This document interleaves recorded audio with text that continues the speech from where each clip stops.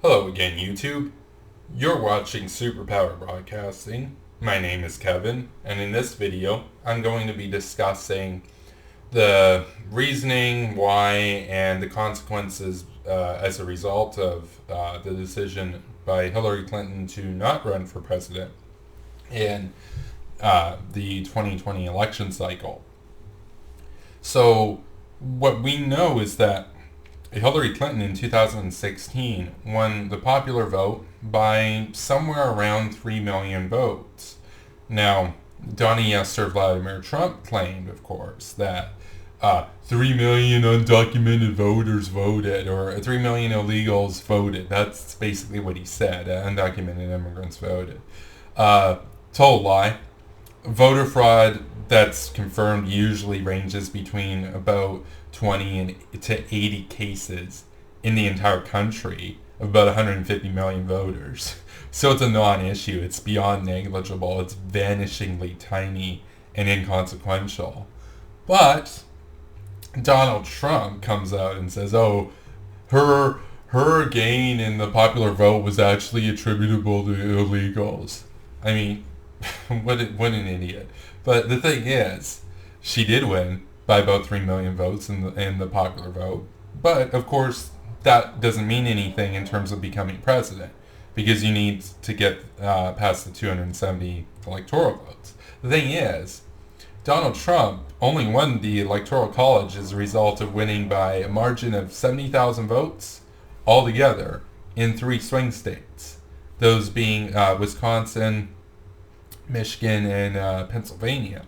The thing is, when it comes down to this, of course, we know, and not only do we know, but Vladimir Putin admitted at the summit in Helsinki that the Russian government supported Donald Trump in the 2016 election. He said, "Well, of course we supported Donald Trump.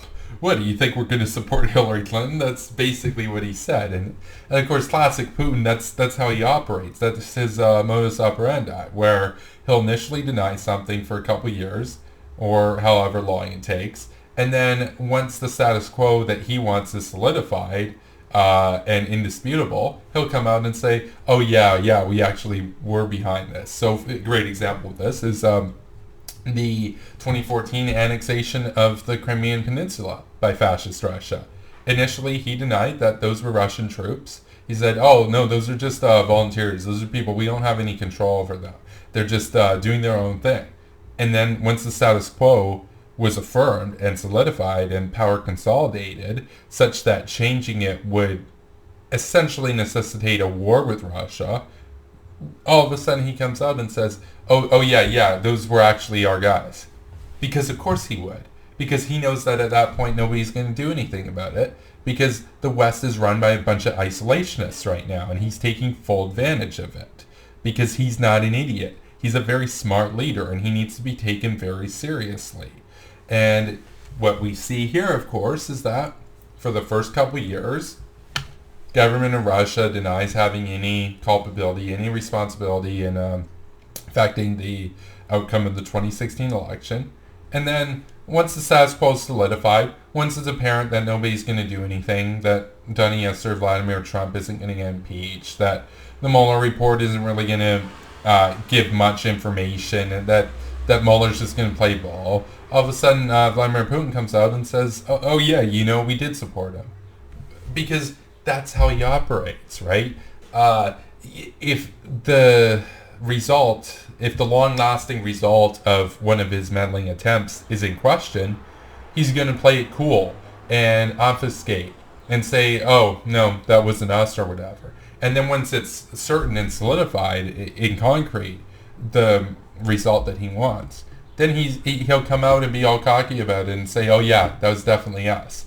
And so if there were smart leaders in the West, we would catch on to this and say, "Hey, I'm noticing a pattern here.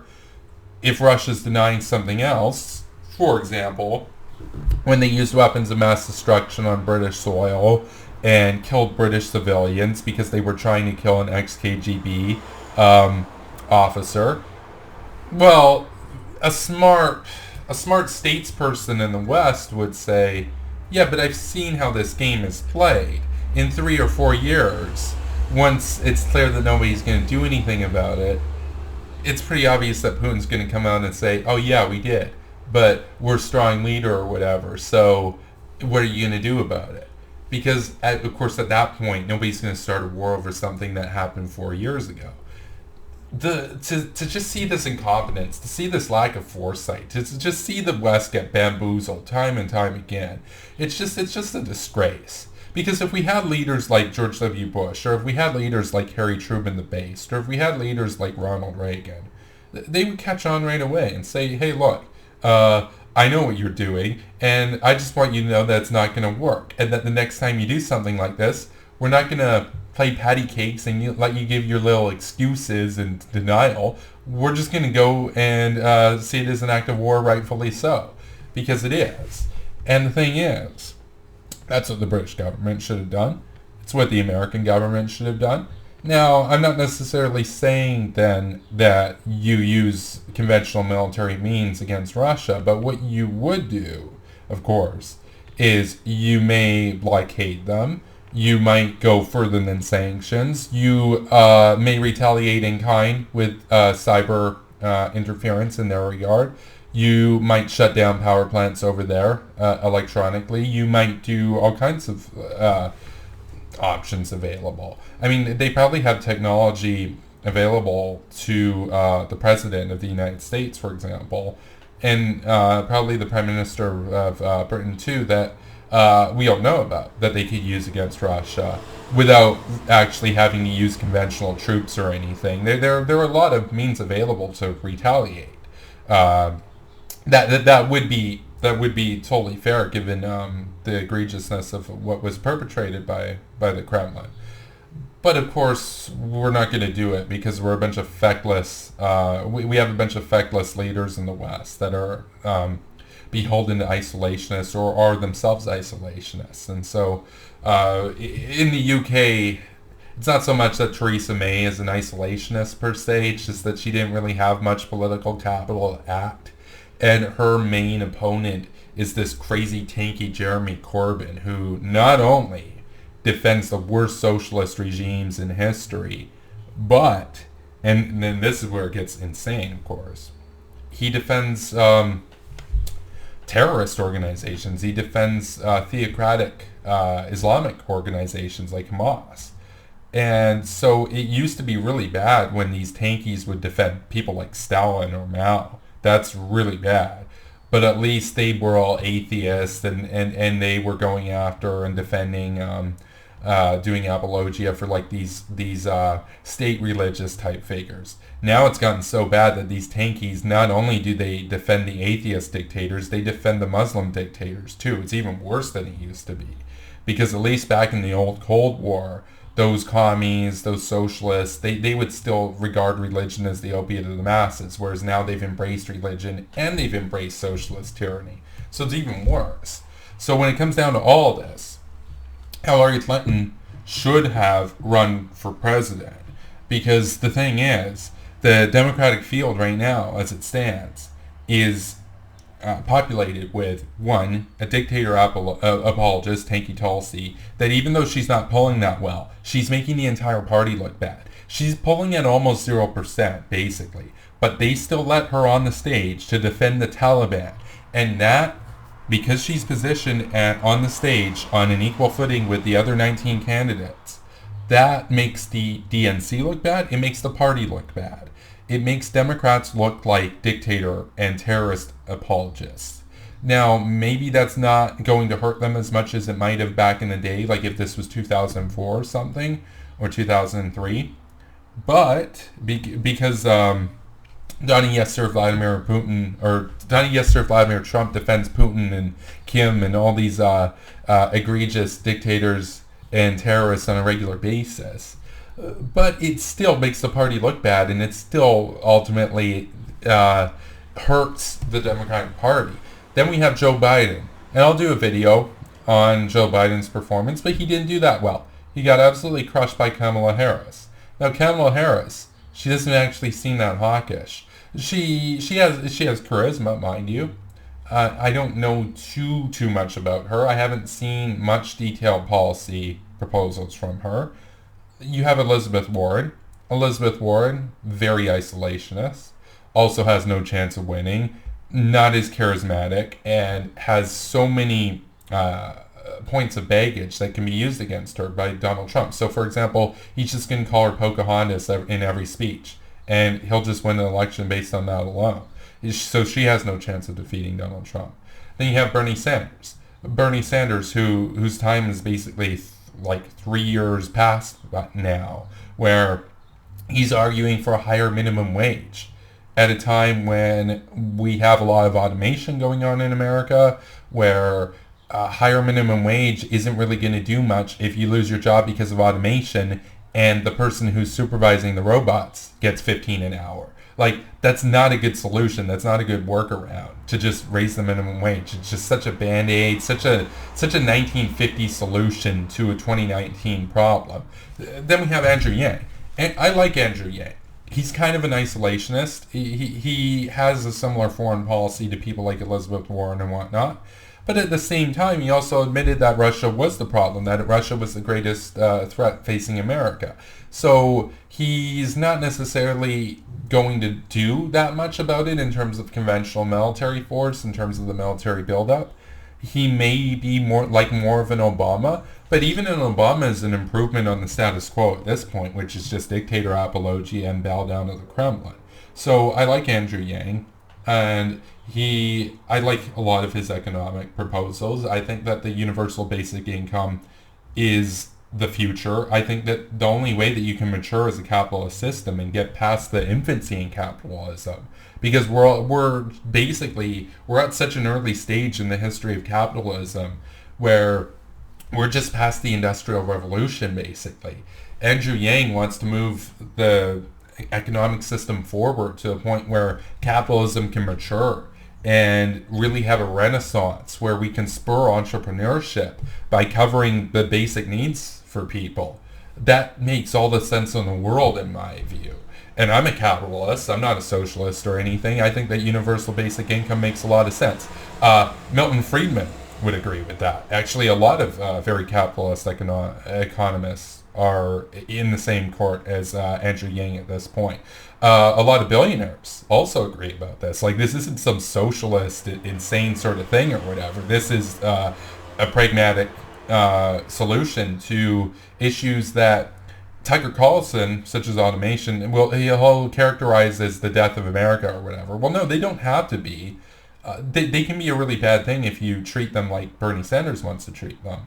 But if you embrace them and say, yeah, this is what's going to happen, but here's the thing. This is a good thing, and we're going to cover everybody's basic expenses and allow for entrepreneurship to ultimately flourish and bloom. Well, then all of a sudden, automation went from being the bane of the American worker to being the renaissance of the American worker, to where the American worker then is able to invest in their own business opportunities, to create new technology, to create new cultural products, to where we can just advance as an economy and where capitalism can progress and be more fruitful and productive. And so I like Andrew Yang. But unfortunately, I think that he doesn't stand that much of a chance at getting the nomination in this cycle. So this ultimately leads us to the point that I don't think that anybody right now is going to be able to defeat Donald Trump. Hillary Clinton could have. She proved that she did. And the thing is, sure, she lost by about 70,000 votes in those Rust Belt states, right? The thing is, though, Donald Trump's approval rating is somewhere around 35 to 40%. It's fluctuated, but it's somewhere around there. 70,000 people is not that much. They would vote Democrat, basically, because the people are on to the Russian government now.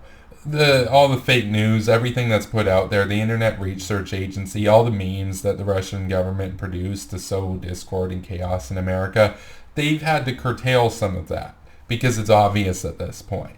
So Hillary Clinton would have an advantage in that sense because there wouldn't be this big rogue state interfering on behalf of her opponent so much. And additionally, what would benefit her is that Donald Trump's been exposed for being this populist clown where he's unproductive. He doesn't really get that much done. He ran on building a wall, but he hasn't done anything. He ran on making Mexico pay for it, but of course that's not going to happen.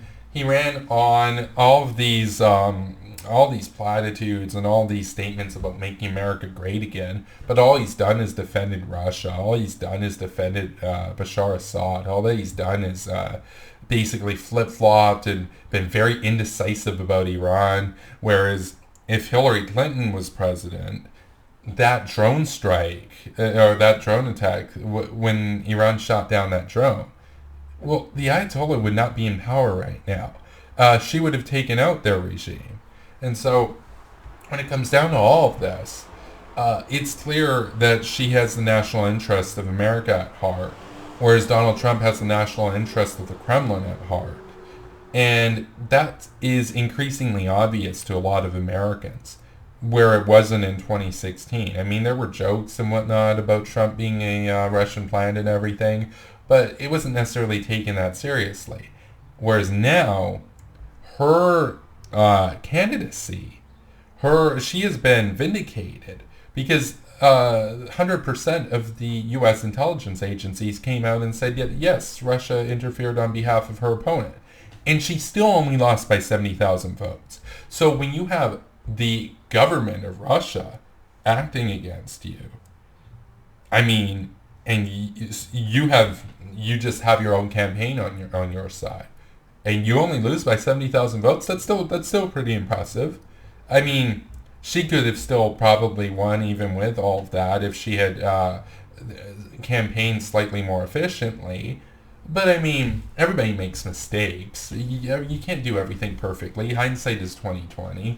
She didn't do everything perfectly. That's fair, of course. She probably should have spent more time campaigning in those states.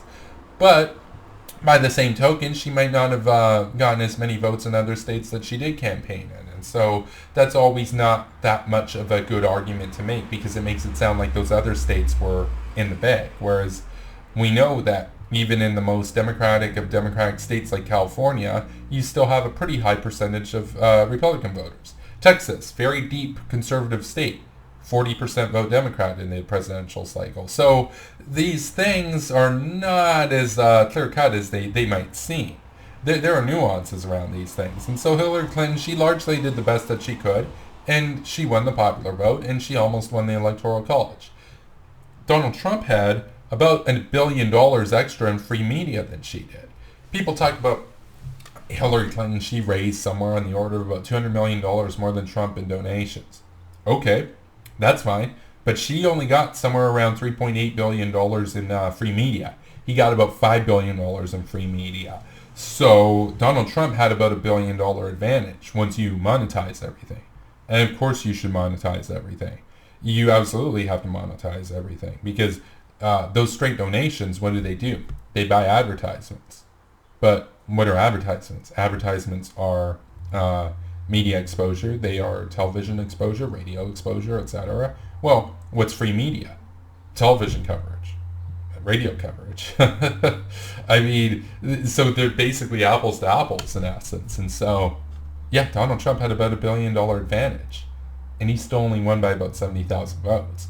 He had a foreign government, in fact, one of the strongest foreign governments in the world, acting on his behalf, and he still only won by about 70,000 votes. So all of this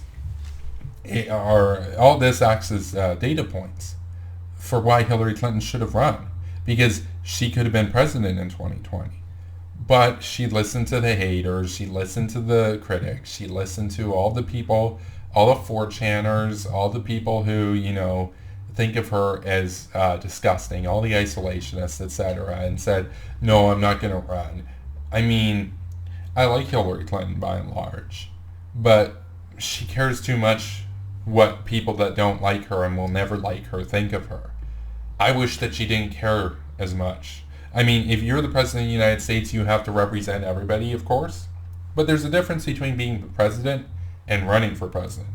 And if you're running for president, yes, you do need to take into account where the popular opinions are and what the people want, but you can't necessarily spend all your time focusing on what the haters say about you.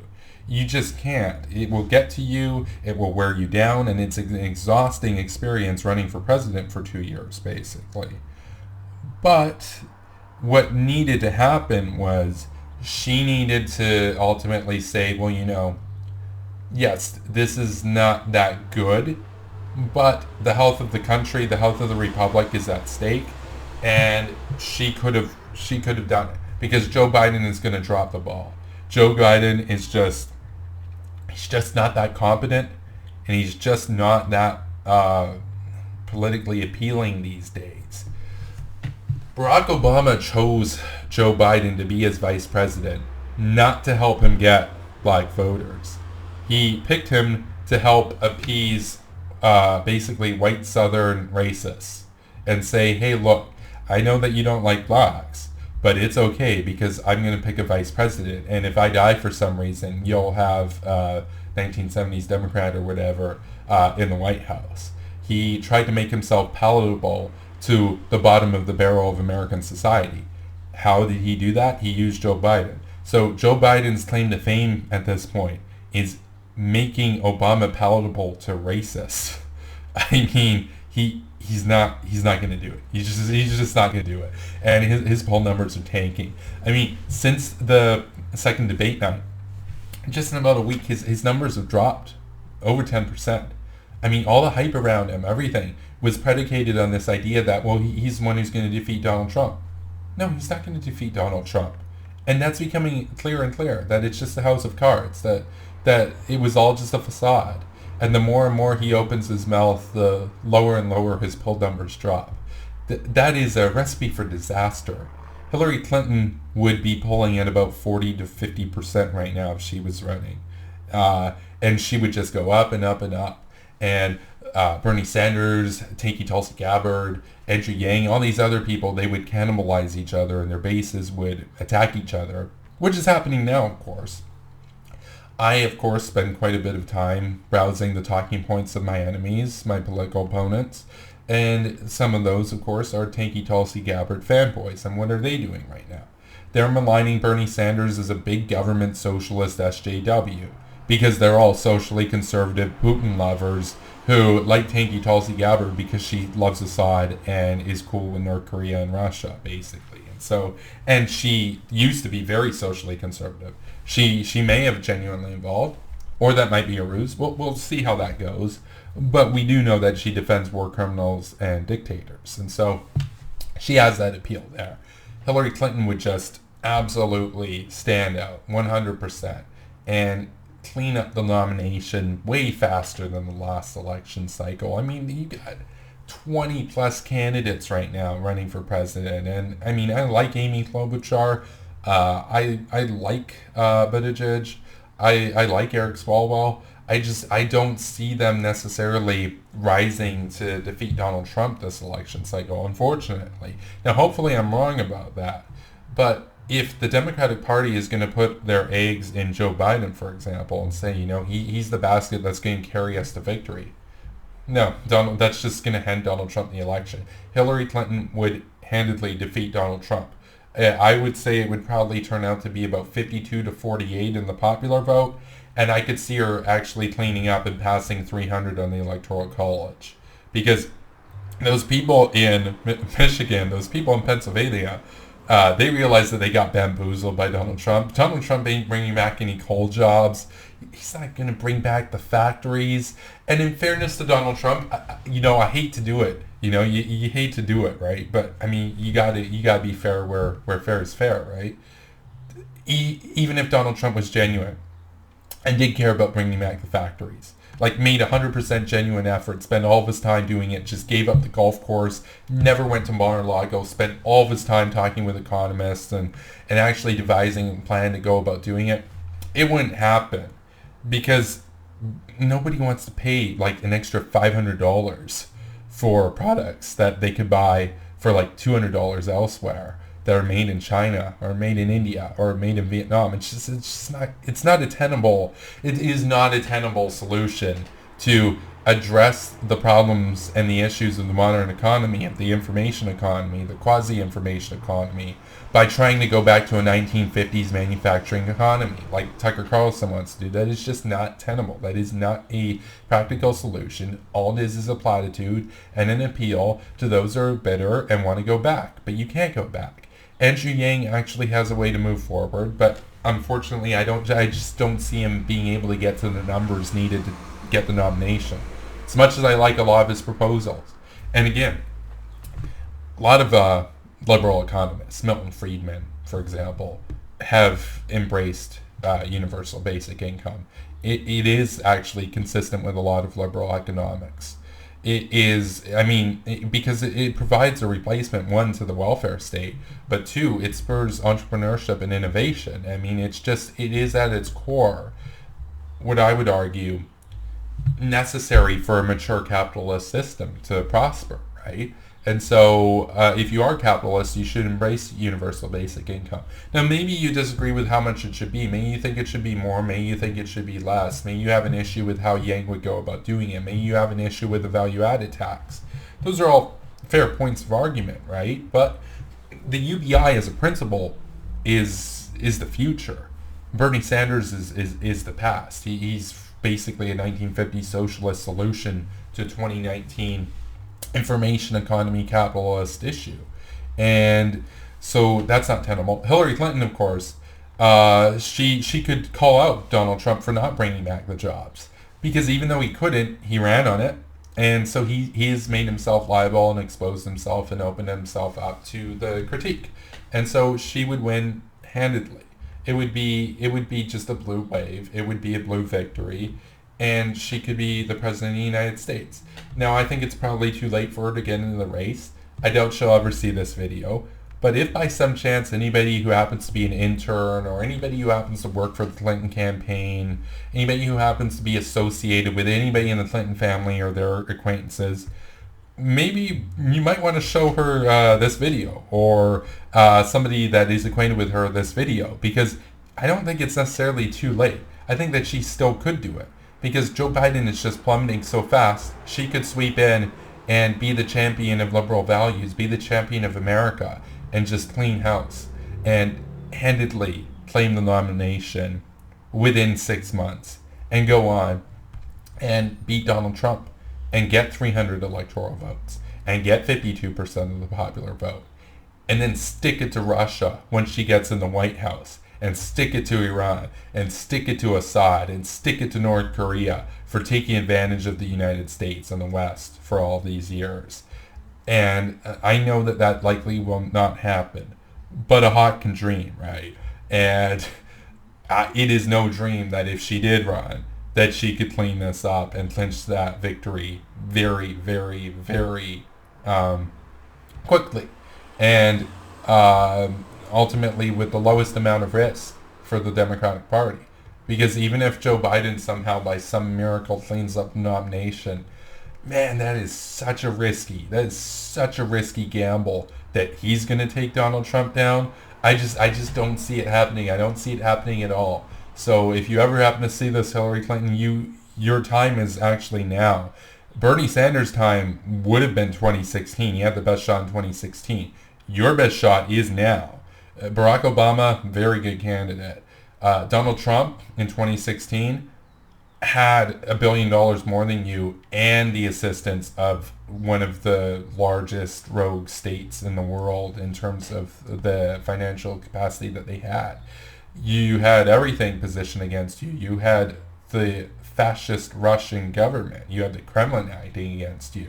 You had $1 billion acting against you, and you almost won. And now you've been vindicated. The intelligence agencies have vindicated you. It is apparent. The one that's going on to basically take the torch from you and run in 2020, Joe Biden supposedly, he's plummeting. Everything is aligned for you to step in and just clean house. I wish that you would ignore the haters. I wish that you would take this advice seriously. I hope that you will, in short order, get a chance to see this video or somebody else's advice who happens to be making similar points to me. And I hope you seriously consider it. So thank you for watching, YouTube.